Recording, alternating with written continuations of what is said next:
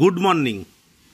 National education policy 2020 এবং national curriculum framework 2023 এই অনুসারে আমাদের রাজ্য হলিস্টিক প্রোগ্রেস রিপোর্ট কার্ড চালু করেছে। ক্লাস 1 থেকে ক্লাস 8 পর্যন্ত সমস্ত ছাত্রছাত্রীদের জন্য, বিশেষত সরকারি এবং সরকারি অনুদানপ্রাপ্ত, সরকার পোষিত এবং বেসরকারি সমস্ত বিদ্যালয়ের ছাত্রছাত্রীদের জন্য। বেসরকারি বিদ্যালয়গুলো ইতিমধ্যেই হলিস্টিক প্রোগ্রেস রিপোর্ট কার্ড চালু করেছে। আমাদের রাজ্যে সরকারি এবং সরকার পোষিত বিদ্যালয়গুলির জন্য হলিস্টিক প্রোগ্রেস রিপোর্ট কার্ড চালু হচ্ছে 2025 সাল, অর্থাৎ এই বছর থেকে বাধ্যতামূলকভাবে।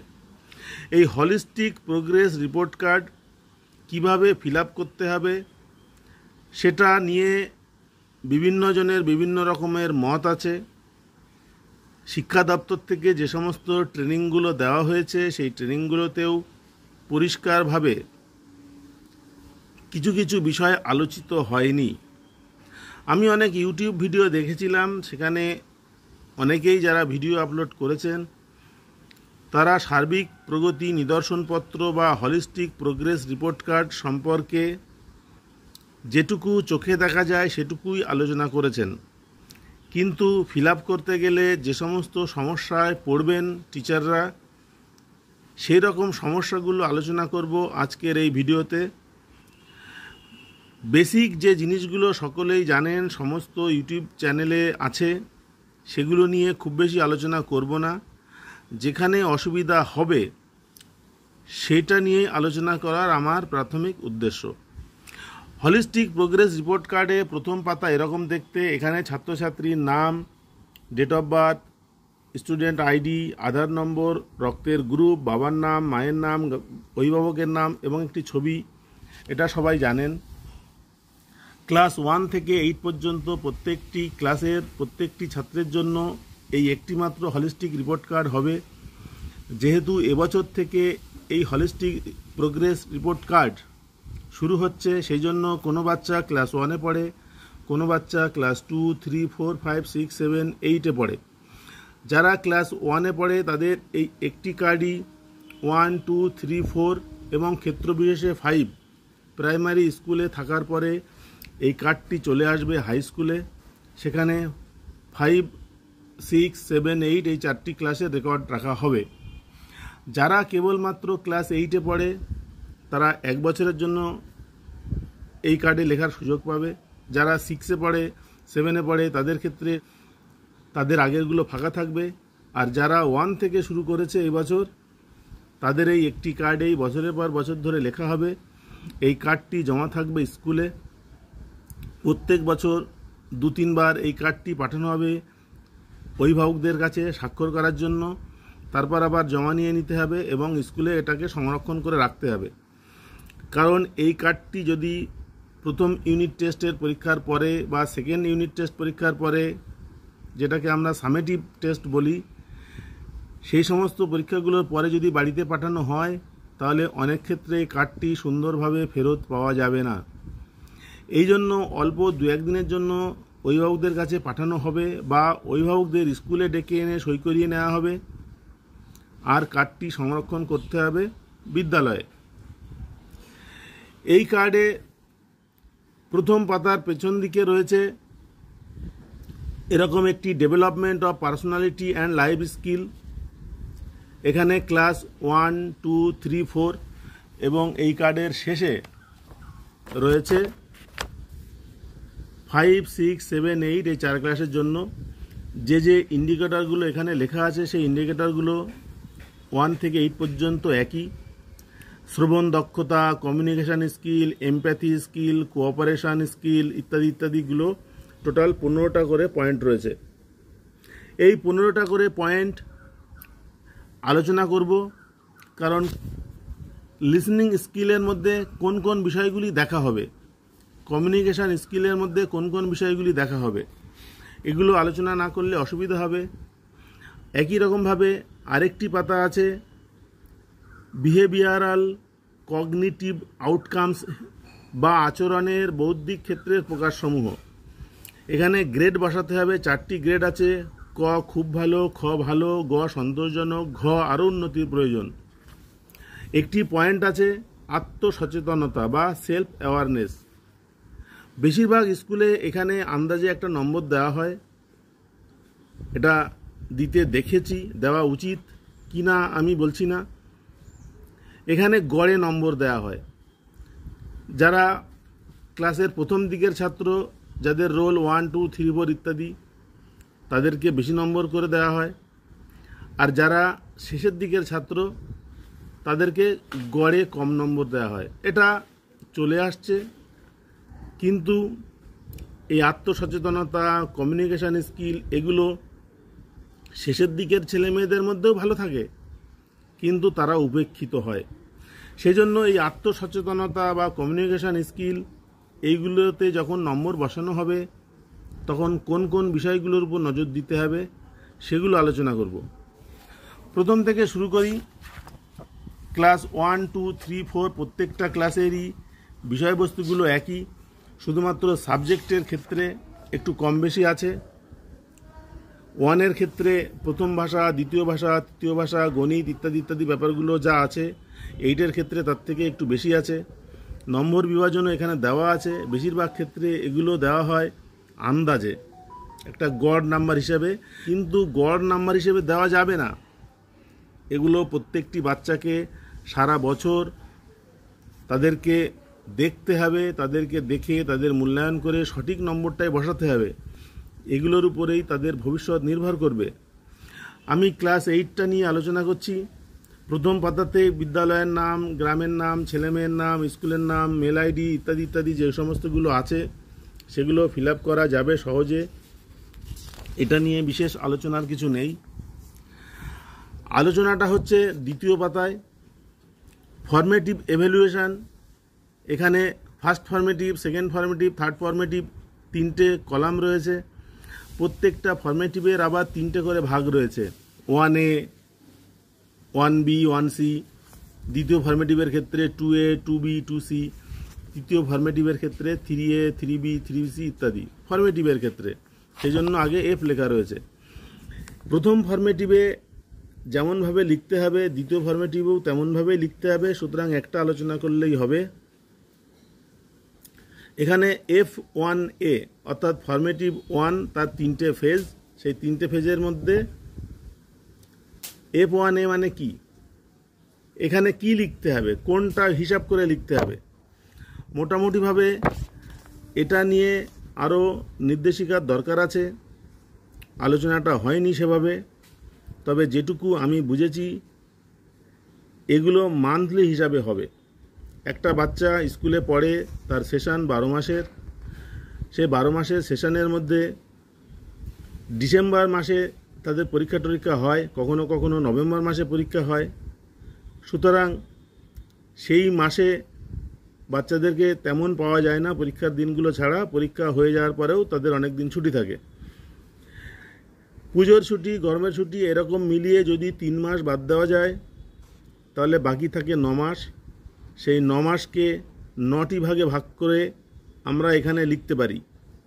ফার্স্ট ফর্মেটিভ ধরে নেওয়া যাক 3 মাসের, সেকেন্ড ফর্মেটিভ 3 মাসের ছুটি বাদ দিয়ে, থার্ড ফর্মেটিভও তাই 3 মাসের ছুটি বাদ দিয়ে।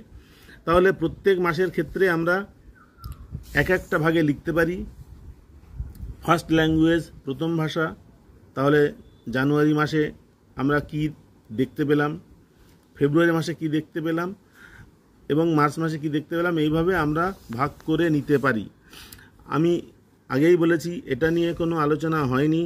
যেটা বলছি সেটা আমার মতো করে। আপনারা একটু খোঁজখবর নেবেন, বিভিন্ন নির্দেশিকা পড়ে নেবেন কিভাবে এখানে লিখতে হবে। সামেটিভের ক্ষেত্রে বলার কিছু নেই, মার্কস দেওয়া আছে প্রত্যেকটার ক্ষেত্রে 30, 50, 70। এরা লিখিত পরীক্ষায় কেমন পেয়েছে সেটাই এখানে উঠবে হুবহু। আলোচনা করবার দরকার এখানে শিখনের বৌদ্ধিক দক্ষতার ক্ষেত্রসমূহ। এখানে বাচ্চাদের মধ্যে কিছু কিছু বিষয় আইডেন্টিফাই করতে হবে তাদের সারা বছর পর্যবেক্ষণ করে। প্রথম রয়েছে প্যাটার্ন অফ ইন্টেলিজেন্স, বুদ্ধিমত্তার বৈচিত্র্য। ফার্স্ট ফর্মেটিভে কী পাওয়া গেল, সেকেন্ড ফর্মেটিভে কী পাওয়া গেল, থার্ড ফর্মেটিভে কী পাওয়া গেল, সেগুলো পরপর লিখতে হবে। তবে প্যাটার্ন অফ ইন্টেলিজেন্স মানে কি, কী বিষয় আমাদেরকে দেখতে হবে সেটা এখন বলবো। একজন শিক্ষার্থীর জ্ঞানের ক্ষেত্রের শিক্ষার দৃষ্টিভঙ্গি এবং বুদ্ধিমত্তার ধরন নির্ধারণ করতে গিয়ে আমরা যে যে বিষয়গুলো বিবেচনা করতে পারি সেগুলো আমি পয়েন্ট আকারে বলছি। প্রথম পয়েন্টটা আমি লিখতে পারি স্মৃতিশক্তি বা মেমোরির উপরে, তথ্য সংরক্ষণ এবং পুনরুদ্ধার করার ক্ষমতা তার কতটা, সেই হিসাবে আমরা এখানে লিখতে পারি। 2 নম্বর, সমস্যা সমাধানের দক্ষতা আমরা বিবেচনা করতে পারি, কোনো জটিল বিশ্লেষণ এবং তার সমাধানের কৌশল প্রয়োগের সক্ষমতা কতটা। 3 নম্বর পয়েন্ট হতে পারে লজিক্যাল রিজনিং, অর্থাৎ যুক্তি সম্পন্ন চিন্তা, অনুমান, বিশ্লেষণ এবং সিদ্ধান্ত গ্রহণের দক্ষতা তার কেমন।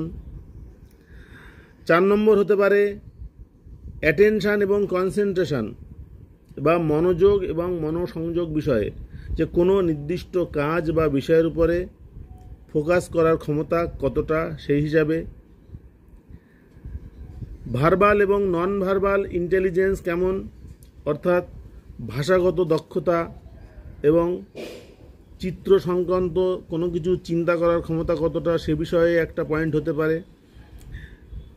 প্রসেসিং স্পিড ও লার্নিং অ্যাবিলিটি একটা পয়েন্ট হতে পারে, অর্থাৎ কোনো কিছু গণিত বা অন্য কোনো কিছু সে কত তাড়াতাড়ি অ্যানালাইসিস করতে পারে, শিক্ষার্থীর বুদ্ধিমত্তার ধরন চিহ্নিত করা যেতে পারে এরকম কিছু পয়েন্টের উপর ভিত্তি করে।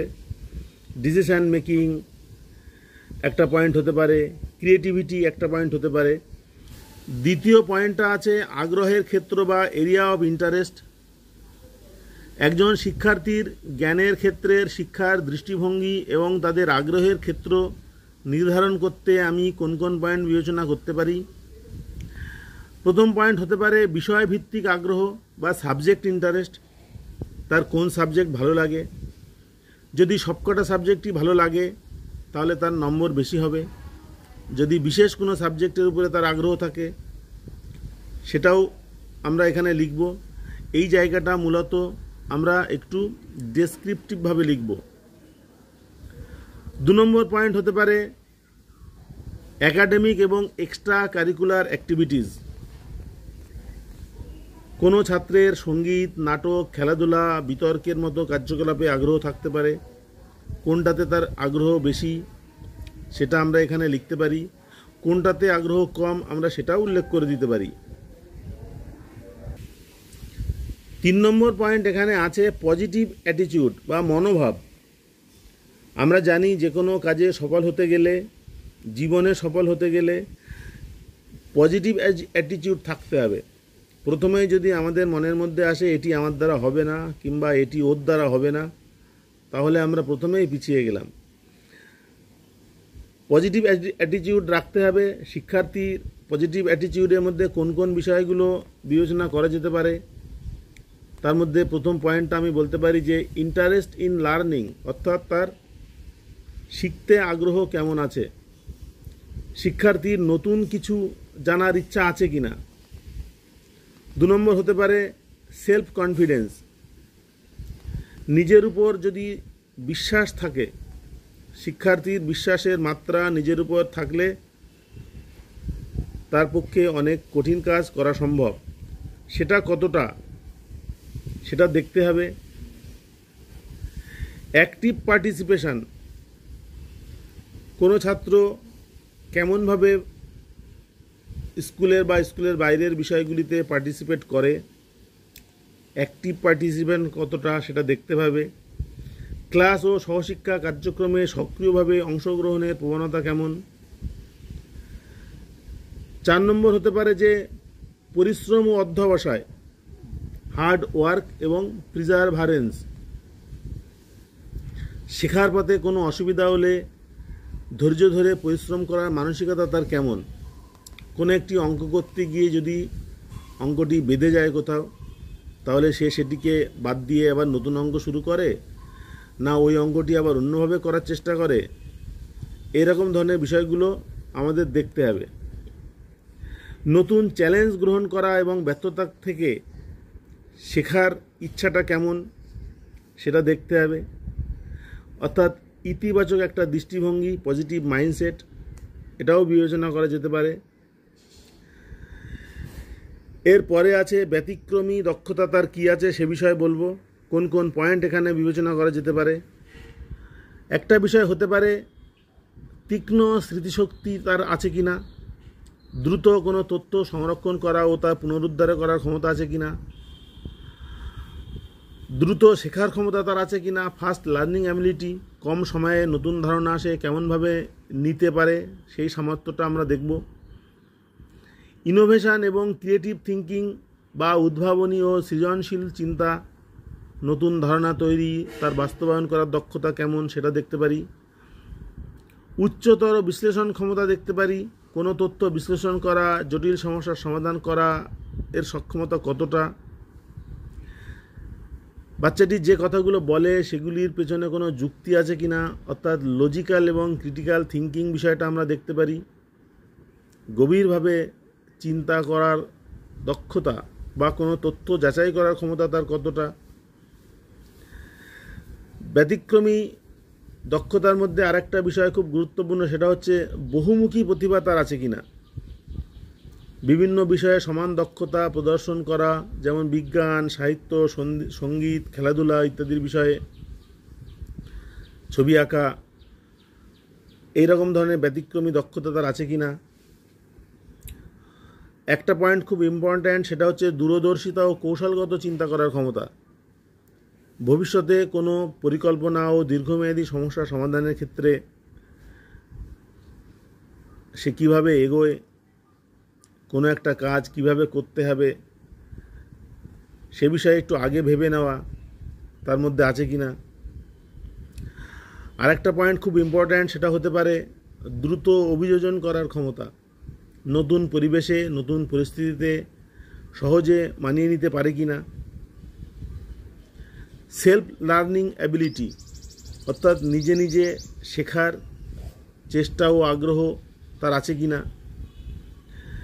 ব্যতিক্রমী দক্ষতার মধ্যে আরেকটা পয়েন্ট হতে পারে লিডারশিপ কোয়ালিটি, দলে বা গ্রুপে নেতৃত্ব প্রদান করা ও সিদ্ধান্ত নেওয়ার ক্ষমতা তার আছে কি না। এই সমস্ত বিষয়গুলো আমরা এখানে দেখতে পারি।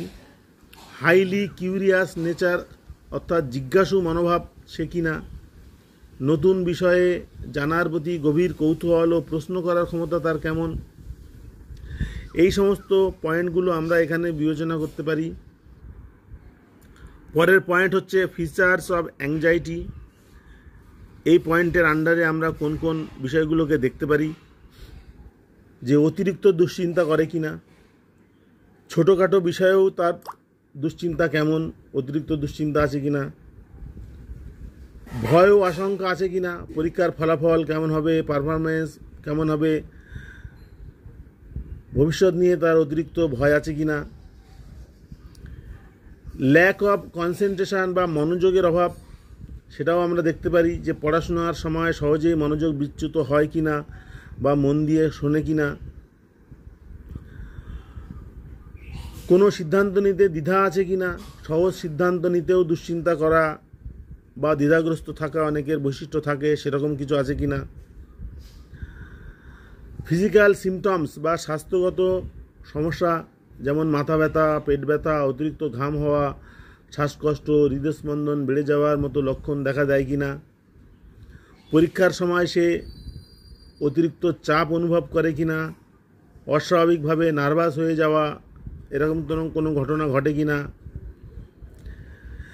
যদি মনের মধ্যে নেতিবাচক চিন্তাভাবনা থাকে, আমি পারবো না, আমার ভুল হবে, আমি ব্যর্থ হব, এই ধরনের নেতিবাচক চিন্তা থাকলে তার মধ্যে উদ্বেগ বেড়ে যেতে পারে। এখানে যে পয়েন্টগুলো আছে সেগুলো সবই স্বাধীন পয়েন্ট নয়, একটি পয়েন্টের সঙ্গে অন্য পয়েন্টগুলো যুক্ত। সুতরাং একই রকমের চিন্তাভাবনা, একই রকমের পয়েন্ট অন্য আলোচনার ক্ষেত্রেও এসে যেতে পারে। উদ্বেগের কারণে পড়ার টেবিলে সে পড়তে চায় না। বাংলা পড়তে গেলে মনে হয় ইংরাজি পড়ি, ইংরাজিটা অনেক দিন পড়া হয়নি। ইংরাজি বই বের করলে মনে হয় অঙ্কটা তো করা হয়নি অনেক দিন। এইরকম ধরনের চিন্তাভাবনা এবং বারবার করে সাবজেক্ট পাল্টে যাওয়ার প্রবণতা তার আছে কি না, এই বৈশিষ্ট্যগুলো আমরা এখানে দেখব। পরের পয়েন্টটা হচ্ছে লার্নিং গ্যাপস, শিখনে অপূর্ণতা। কোন কোন বিষয়গুলো এই লার্নিং গ্যাপসের মধ্যে পড়তে পারে সেগুলো নিয়ে বলবো এবার। বেশিরভাগ ছাত্রছাত্রীদের ক্ষেত্রে এই লার্নিং গ্যাপসগুলো তৈরি হয় যদি পড়াশুনো বা বিদ্যালয়ে আসা বা হোমওয়ার্ক করার মধ্যে কোনো গ্যাপ থাকে, তাহলেই। প্রাথমিক ধারণা বুঝতে সমস্যা হলে পরবর্তী বিষয়গুলো বুঝতে অসুবিধা হয়। কোনো বাচ্চা যদি অনেক দিন স্কুলে না আসে, অনেক দিন পড়াশোনার সঙ্গে যুক্ত না থাকে এবং যদি একটা দুটো চ্যাপ্টার সে মিস করে, তাহলে পরের চ্যাপ্টারে সে বুঝতে পারবে না, তার একটা গ্যাপ থেকে যাবে। এরকম গ্যাপ তার ক্ষেত্রে কতটা আছে সেটাও দেখা যেতে পারে।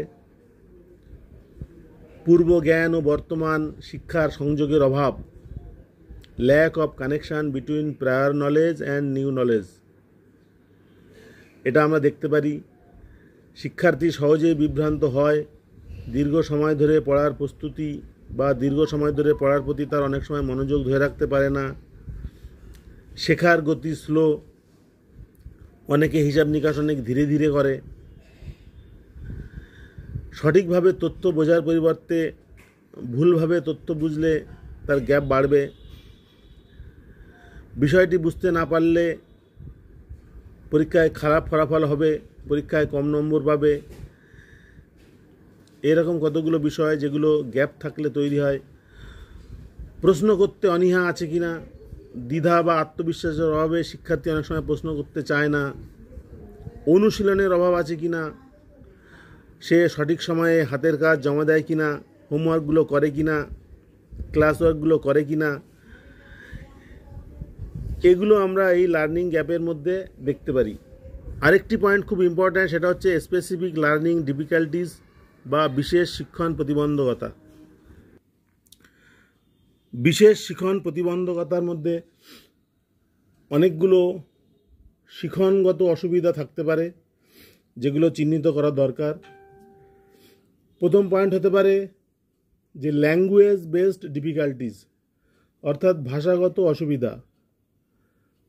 পাঠ বোঝার সমস্যা, পড়া বোঝার সময় সমস্যা হওয়া, ধীর গতিতে পড়া ইত্যাদিগুলো এর মধ্যে আসতে পারে।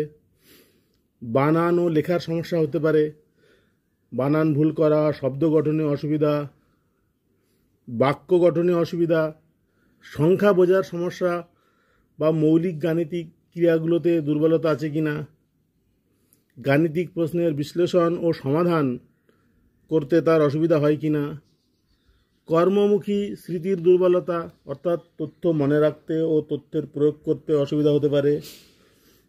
সে হয়তো অনেক কিছু জানে, সঠিক সময়ে সঠিক কথাটা মনে পড়ে না, মনে করে না। মনোযোগ ধরে রাখার অসুবিধা হতে পারে। ধীরে ধীরে লেখে, হাতের লেখা অস্পষ্ট হওয়া বা কোনো কিছু কাটা, কাঁচি দিয়ে কাগজ কাটা, আঠা লাগানো, এরকম ক্ষেত্রে তার অসুবিধা আছে কিনা।